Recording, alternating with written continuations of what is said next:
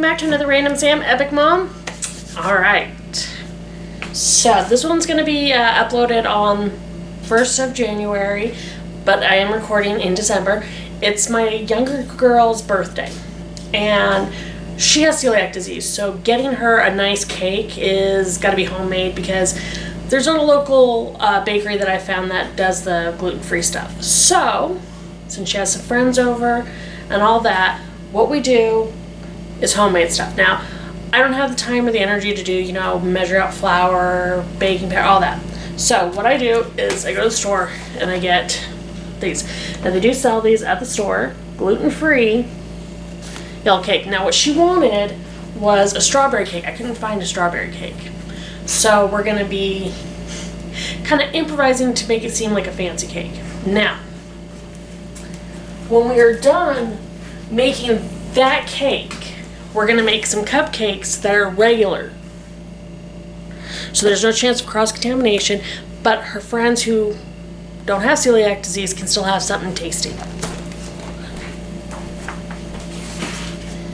Now, since I could not find a strawberry cake, we're going to do a yellow cake, strawberry frosting. We're doing 2 round ones, so in between the round ones we're going to be doing a strawberry glaze. So we're going to see how well that works. And then we will do decorating. Now I'm not going to make you guys watch me go through each step because that's just mean and it takes a while. So I'll show you once the cake's done and what we do to, the next layers. So I'm going to start on this. I'll show you once it's done. Again, guys, these directions are very easy to follow. It's, I've been doing stuff like this since I was a teen, so very easy. And let's get to it. A little longer than a few minutes later. Okay, guys, they've now baked. We've got regular yellow cake, cupcakes, and then we've got gluten-free here. Now, if you take these out right away, it comes out a little solid. A lot of times they'll break up, but nice and solid. This cools down pretty good. The gluten-free cake is a denser type flour, so sometimes it almost feels like a sponge cake almost. Not quite. Anyways, since we couldn't do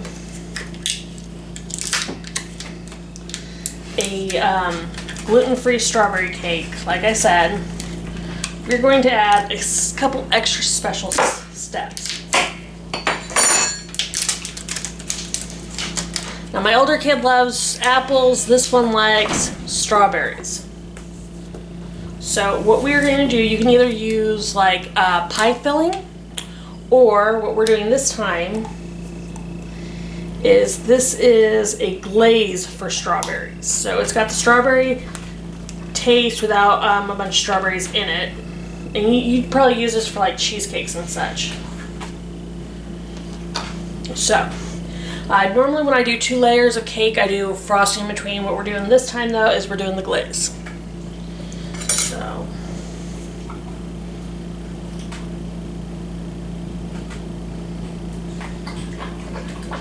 now you do not need to get this all the way to the edge because the weight of the other cake on top of it will push it out.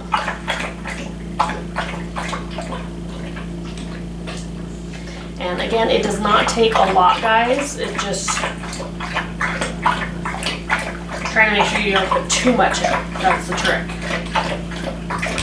So, as I said, we're doing just this glaze.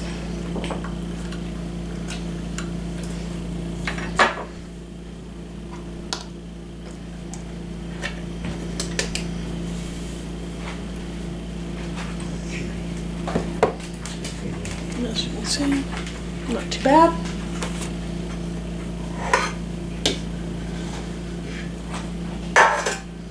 Now again, we're going to do this flat bottom side.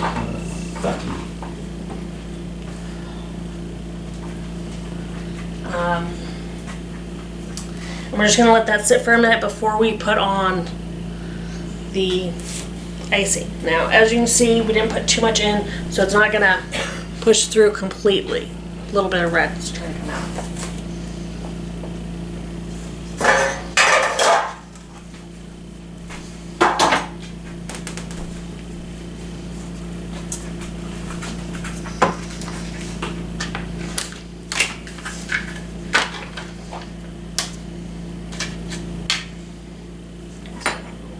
Alright, so frosting. I like to kind of whip it up a little bit to make it easier for spreading. Now, it is important to let the cake cool down just a little bit before you start doing this, otherwise this is just going to melt everywhere and it's going to... Okay, let go!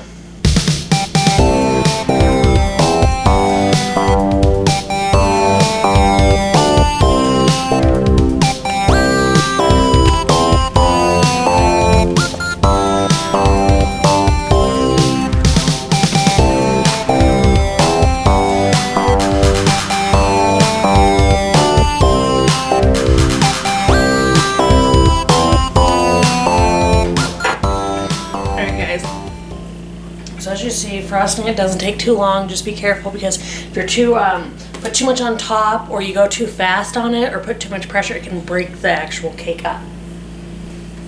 So, because my daughter is my daughter, she of course wanted a pink cake with blue frosting on the top. So let's decorate it. All right, and we're done. So, with a little bit of Pillsbury frosting, we've got some sprinkles and cookie icing. We're able to decorate it. Obviously not my best decorating done, but something individualized. And then also with a few more sprinkles, some cupcakes for the regulars. It's not always easy with gluten-free kids to do as many things as quickly as with wheat. With wheat kids, you can go in, you can pick something up from the bakery, you can do a lot of different things. With kids with celiac disease or gluten sensitivity, you gotta take that extra step to make sure things are healthy, and a lot of times you're gonna have to do things at home.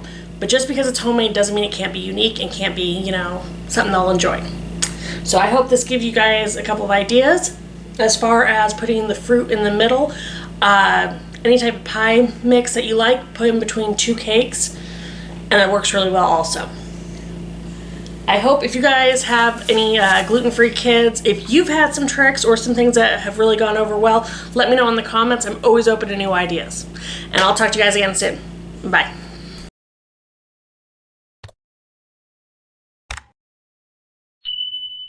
Hey everyone, I hope you enjoyed that. Please check out our other videos already on YouTube. And give us a like and subscribe.